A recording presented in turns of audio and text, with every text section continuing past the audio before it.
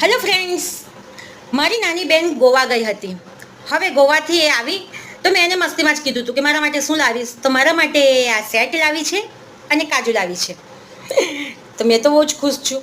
એટલે મેં સેટ તો પહેરી લીધો અને હવે કાજુનું, એટલે મેં વિચાર્યું કે ચલો કાજુની સબ્જી બનાવીએ. તો ચાલો ફ્રેન્ડ્સ, આપણે આજે કાજુની સબ્જી બનાવીએ, બરાબર? તો ચાલો.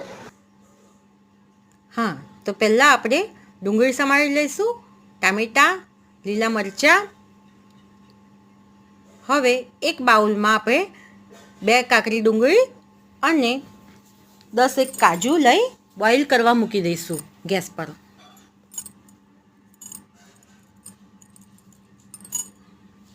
પાંચેક મિનિટ સુધી બોઇલ થવા દેવાના. બીજી બાજુ આપણે પેન લઈશું, એમાં 2 ચમચા ઘી નાખીશું અને એમાં 10 કાજુ બીજા લઈ અને એને સાતડી લઈશું. ગુલાબી થાય એટલે કાઢી લેવાના.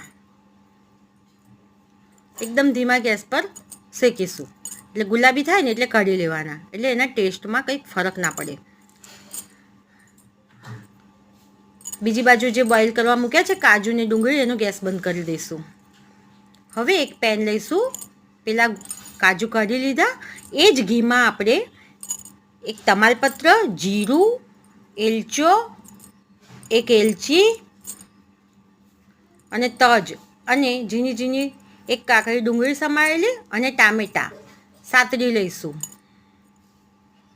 હવે એમાં હળદર, મીઠું, મરચું, ગરમ મસાલો, ધાણા જીરું અને મીઠું નાખી અને ધીમા ગેસે એને સાતડી લઈશું.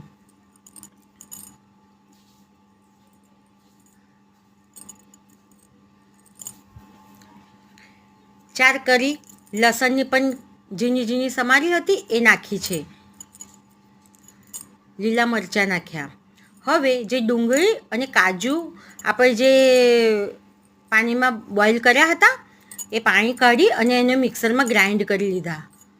એ બોઇલ કરેલી ડુંગળી અને કાજુની જે ગ્રેવી તૈયાર કરી હતી મિક્સરમાં ગ્રાઇન્ડ કરી એ નાખી અને આ જે ગુલાબી કાજુ કર્યા હતા 10 એ પણ નાખી દઈશું. હવે